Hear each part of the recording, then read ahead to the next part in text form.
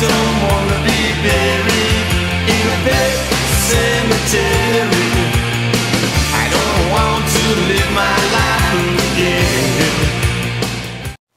Hey guys, Frightener22 here, and welcome back to day 2 of my 31 Frightening Days of Halloween Marathon. Tonight I'm going to take you guys back to 1989, and I'll be reviewing Pet Sematary. And as I stated last night, this is actually one of my favorite horror films of all time. Now, the interesting thing with this film is that when you're growing up becoming a really big horror hound, you're always introduced to, you're introduced and you grow up loving the things that are fed down your throat, such as Friday the 13th, Halloween, Nightmare on Elm Street, Dracula, Frankenstein, the classic Universal monsters, and you all love them for, pretty much all the right reasons. They're fantastic classic horror films that work on many scales to frighten you year in and year out. Now, the interesting case with Pet Sematary is that I did not see it until only a few months ago.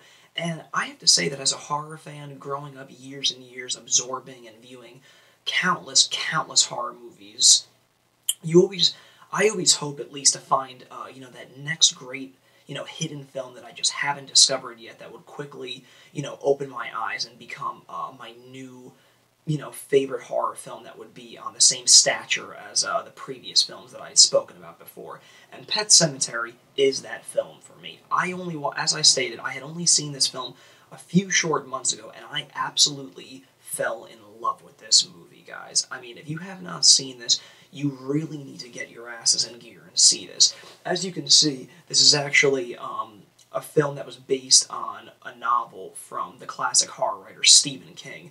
And surprisingly enough, the film was actually the first screenplay that Stephen King ever wrote based on his own original work. Now, the story of the film goes like this.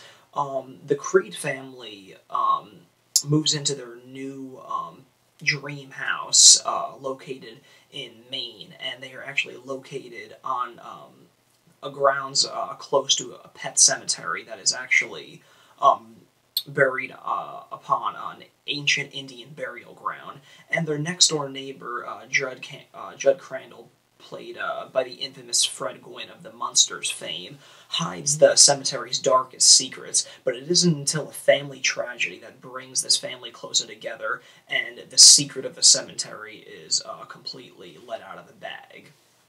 Now, this film is just incredibly creepy. I mean, the most startling and disturbing thing about this film that I think that works on so many levels, and works on such a deeper level than, slashers, like Freddy Krueger and Jason Voorhees and whatnot, is that the theme in this film is one that terrifies people, whether it's, being based in a horror movie sense or based in, a real-life situation. It's taking, at least in a parent situation, it's taking away the thing that you love the most, being your children, and just killing them off, and how disturbing and dark an event like that would take on your life. Now, the darker thing about this is, what if you had the power and the ability to bring them back, but they just didn't come back quite as you would have liked to remember them, so you have to do away with them a second time? Now, these are all questions that really announce really deep and sinister questions in the film. So on that level, I think it really is asking a lot of the audience, to go down this deep and disturbing road about thinking about, well, what if your child died? So, I mean, on that level right there, I think it really just hits, everybody's attention. It's just saying, whoa, this film truly does mean business.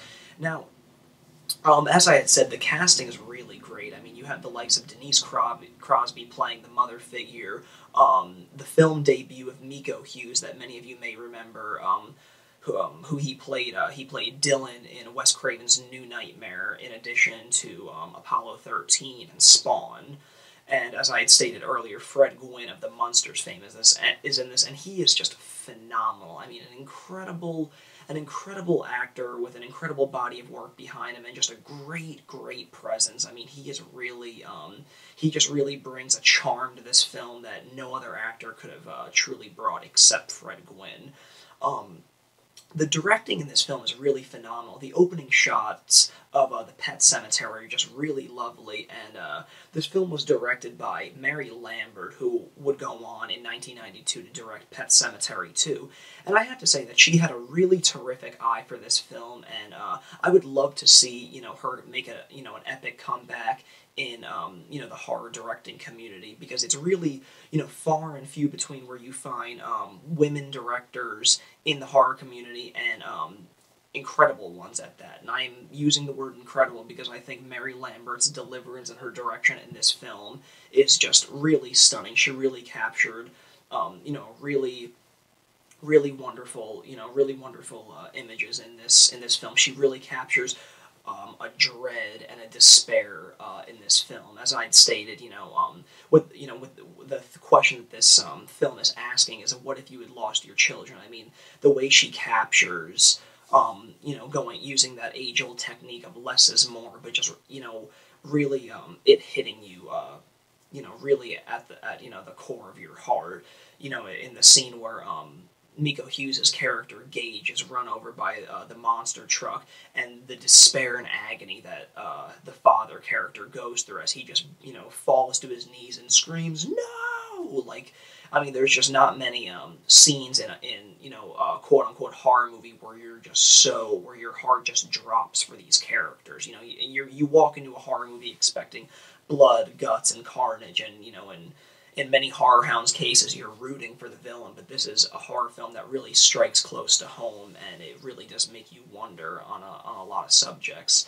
Now, a character that I'd like to talk about is the Victor Pascow character that you can actually see on my shirt right here, and he is actually a patient that comes into the doctor, the father figure in Pet Sematary. He's actually a doctor, and Victor Pascow's character comes in on the first day of his new job, and he's actually dead on arrival. So throughout the whole film, he's actually coming in and out as an apparition, as a good ghost, to try and help Lewis and to keep him guarded from the evil that is the Pet Sematary.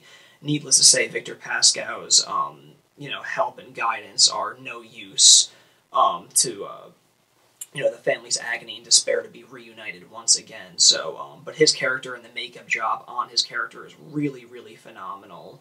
And, this is just a really solid film. I mean, it has gone down as one of my favorite horror films of all time, as I'd say. I put this film right up there on the same stature as A Nightmare on Elm Street, as Halloween, as the Texas Chainsaw Massacre. I truly think this film is that good and that magnificent, and just a wonderfully creepy film to get you into any spooky mood, especially around the October season.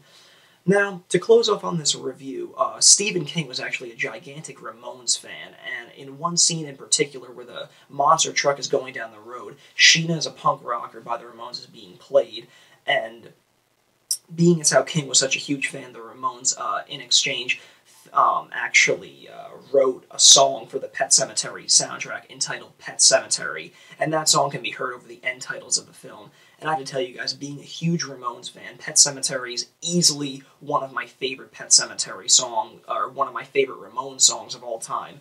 And I am not shitting you guys when I tell you I easily listen to that song on an average of 10 times a day. I friggin' love that song, and just hearing that song over the end titles is just, a really powerful, ending and punch to the face on that final frame of the film. So, as I stated, this is one of my favorite horror films. If you guys had not seen this, absolutely check this one out. It's a phenomenal film, and it works on so many levels. As far as Stephen King adaptations, I would be hard-pressed to say that this is probably one of the best, if not my favorite one. Yes, I'm calling Pet Sematary one of my favorite King adaptations over such things as Carrie and The Shining. This movie is truly that special to me. So definitely get out there and check it out. And, once again, before I close off, thanks again for tuning in.